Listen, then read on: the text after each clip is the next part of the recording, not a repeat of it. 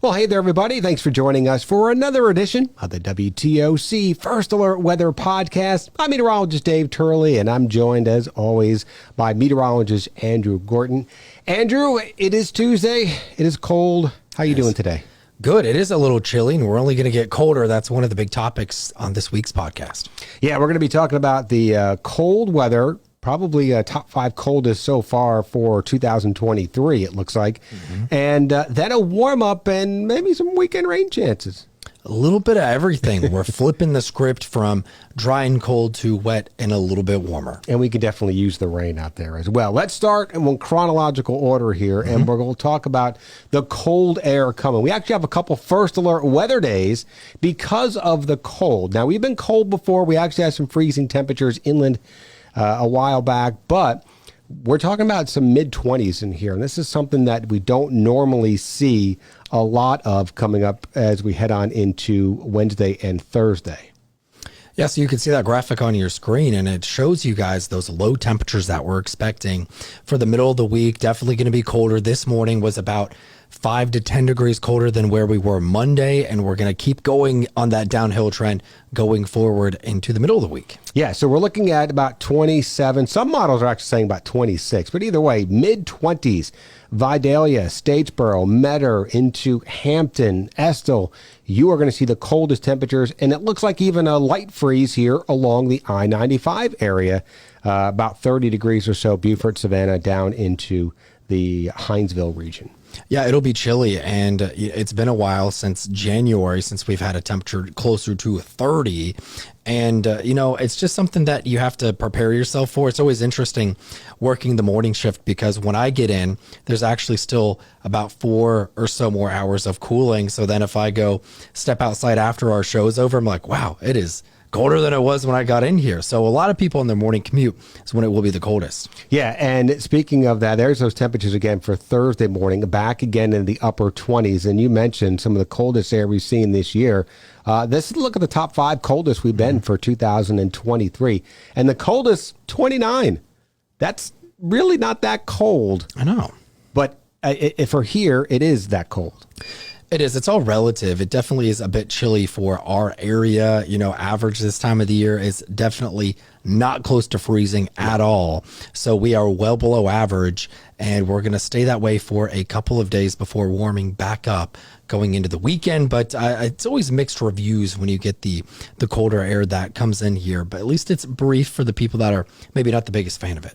Yeah, and there you can see the forecast of 30 right now. We're looking at Wednesday morning would put it tied for second coldest so far this year. So what do we need to do? We're telling people about the cold. We got the first alert. Want to make sure that you are getting prepared for this. Now, if you're going to be sleeping through it, maybe you're working late and you don't have to get up, you're going to miss the whole event. It's really going to be a first alert for the cold. So that'll go through about 9, 10 o'clock in the morning hour. So if you are especially inland and you have maybe exposed pipes, exposed plumbing, which is normally above ground, this is where you might want to consider maybe dripping the pipes for the overnight. But along the coast here, you have inside pipes which are insulated. You probably don't have to worry about that. Yeah, it's just kind of how the infrastructure is based on where your housing condition.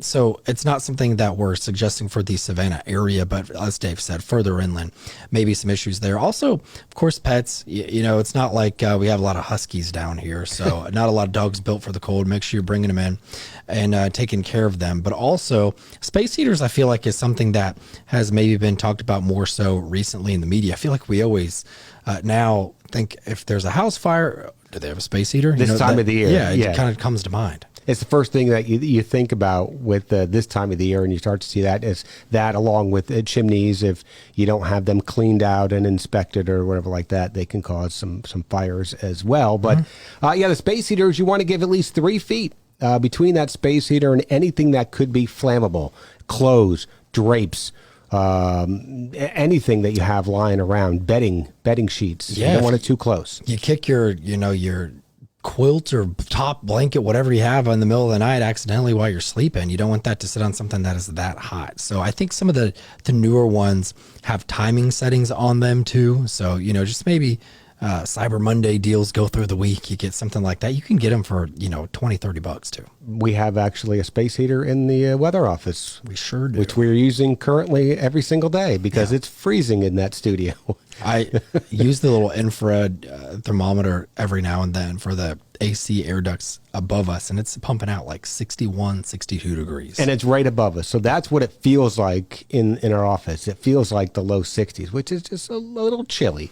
It is, and that's why you see us with our jackets on, even if it was August. A lot of times we at least keep an office jacket around. Yeah, it's cold. And you mentioned the pets. We don't really have the Huskies, but, any type of pets, if they're outside pets, if you can't bring them inside, make sure they have a way to keep warm. Extra blankets, preferably you bring them inside on cold nights like this. We don't get cold mid-20s too often around here, maybe once, twice a year. So this is something that we don't normally see. So if you can bring them inside, that would be great. Yeah, and then it looks like we warm up, even in the long-range models, looking a little warmer. And we have to talk about rain as well. So we're kind of leaving the cold talk behind, but you can see on that 7-day forecast the two red highlighted first alert weather days for the mornings. And as you mentioned, Dave, with that freeze warning for inland areas, I think it goes into effect 11 p.m. on Tuesday until 9 a.m. on Wednesday. So we'll see if some of that lingers for some inland areas that take a little bit longer to warm up above freezing. But after the morning commute, like you said, if you're sleeping in, you get rid of that. And then we just change it up as we head into Friday and then the weekend. Yeah, those temperatures should warm back above average into the 70s, but it comes at a price, a kind of a good and bad price, I guess. We do need the rain. Unfortunately, it's going to be another weekend, which looks like it's going to be wet. Now, the confidence in the exact timing of when we're going to see all this rain is low because computer models, mainly the two ones that we use, the GFS and the European, are not in agreement, especially on Sunday. Yeah, Friday, Saturday, a little bit more confidence. And I'm not just saying that because it's closer in time, so you'd think it'd be a little bit more accurate. Sunday is, what they're doing with this frontal system that's coming through when the moisture gets out of here is kind of the question. So Monday's rain chance, we might drop down. We might have to bump up. So once you get Sunday, Monday, that's where put a little question mark there in that part of the forecast. Yeah, the European gets it out of here quicker. European is pretty dry on Monday, but the GFS might be dry Sunday, but they bring that rain on Monday. Yeah. So very low confidence in the timing of the rain. We're pretty high in that we're going to get the rain, so we're going to keep rain chances in the forecast Friday, Saturday, Sunday, even into Monday, and that's something we'll fine-tune here over the next couple of days. But we do know it's going to warm up, so no freezing conditions we have to worry about for our weekend. And we could actually use that rain because drought. I know. It's been a while since we've had, a categorical designation to our area, but as you can see, there it is. Yeah, and we are in moderate drought conditions along the area. So it's not a lot of rain. This is a look at the estimated rainfall. Again, the GFS right now is showing a little drier on Sunday, but the Euro is still pretty wet. Yesterday, they were pulling 2 to 3 inches of rain. They were. So it's going to be a prolonged rain chance. Again, Friday, possibly lingering into Monday every day. Not an all-day every rain event, but every part of some part of the day of those will have a good chance for some much needed rain across the region. Yeah, they have come down a tiny bit to your point, Dave. I think south of the Altamaha yesterday when we were talking about this, they were pulling over 3 inches and some of those single model runs that would go out. But yeah, either way, the rain confidence is high. It's the timing that is low. So try to just kind of have to fine tune that as we get closer. Yeah, outdoor plans will be in jeopardy. Make sure you're getting the updates. I know I have a tennis match scheduled tentatively for Sunday afternoon at 1:30, and our coach was asking, all right, who's available? I said, I'm available, but it looks like it's going to be wet, unfortunately. Yeah. So fingers crossed. Maybe the GFS is right on this one, and we're dry on Sunday. Yeah, and we'll hopefully have better agreement here too, because yes. I know by the time you get to, after work Wednesday, everyone's kind of like, all right, what are you doing this weekend? So yeah, we want to know about that. Yeah, and thankfully, a lot of these big games that are coming up this weekend are inside, so weather not going to impact them. Yeah, we got really a big SEC championship game, I believe, coming up. Georgia, Alabama. Yeah, my wife is very excited about this one and nervous as well. Yeah, I bet. Last year we had our Christmas party going on during this time. And Yes, we did. That's right. I remember they had the projector up with the game on, and you could tell the people who were like, I'm coming to the party, but I'm going to watch the game there. So this year we spread out the fun and not doing it on the same day, which is probably it's for the best. Following week, right? Yeah. Yes. So we lucked out on that. Technically, today is November 28th. We're still officially in the hurricane season. It ends on Friday, the 30th. And we are going to be seeing the quieter conditions. Yeah, we were talking about this. We do the hurricane, the tropical updates every day, and thankfully they've been like 10 or 15 seconds because be like, all right, we're watching this every day. There's nothing to really say right now, which is a good thing. So, it has been an above average season. You can see those numbers on your screen, but it's been quieter as of late, which it typically is in November. And then they go out with the 7-day outlook, 10-day outlook, even, you get into some of these chats, and it doesn't look like anything's going to develop for the rest of hurricane season. No, and we're going to have a separate little wrap up as well on hurricane season in an upcoming podcast. So hopefully we'll get that done in here next week. So I just want to give you an update on we're wrapping things up. It's quiet, slightly above average. We did have 20, named. Technically 19. We had one that went back. The National Hurricane Center went back and looked at a storm in January and said that was a subtropical storm. So they didn't give it a name though.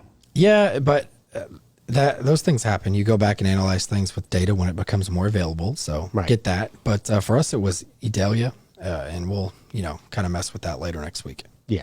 So that pretty much sums it up. You talked about the weekend we have coming up here.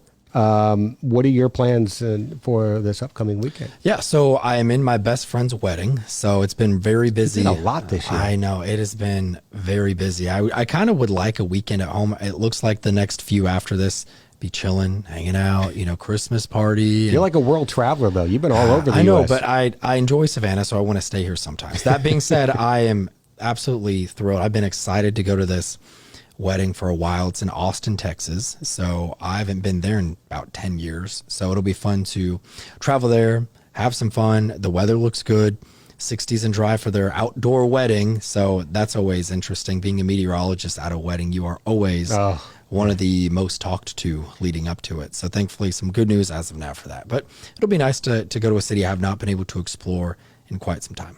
Well, that is good for you. And then you mentioned you are scheduled tentatively to have some tennis. Yeah, again, I'm not too confident that we're going to have that. But either way, we'll be watching the SEC championship game. That's the big one coming up on Saturday. Hopefully I can get some Christmas lights up this weekend. We've been waiting to getting the house pressure washed tomorrow, actually, on Wednesday. So clean house, and then you could put the lights up there, which will stick around into beginning of January. Honestly, sounds like a fun weekend to me. That's going to be cool. I'm looking forward to see what the pictures look like. Even if you don't get it up this weekend, when you do, have other people started decorating, or is this kind of the anticipated weekend? You think more people get stuff up? Yeah, there's a lot of people around our area that already have their Christmas decorations up, and some of them are really extravagant this year. Yeah, I've seen, less of the inflatables, which were really big a few years ago, and more people going back to actually like, let's put lights on the house and not just put an inflatable out front and call it a day. Yeah, we don't have any inflatables. I think we had one year, but yeah, we just more on the lights. And I don't get too crazy. I don't like going up, the second story or something. Right. I don't put lights up there. I'm not a big fan of heights. So first story right over the garage and maybe a little bit on the front porch, and that's it. You're good to go. Tasteful, but done well. I like it. But yeah, everything's looking good. I hope that you get a little window to do some of that fun stuff this weekend. Yes, and I hope your wedding remains dry, although they say it's good luck if it rains on your wedding day. I don't know if that's a northern thing, but that's what they say. And it poured on my wedding day. So well, it's checked out so far. Yeah, so far so good. 20 years later, it's worked out so far. So nice. I think that's going to do it for this edition of the WTOC First Alert Weather Podcast. For meteorologist Andrew Gordon, I'm meteorologist Dave Turley. We'll see you next week.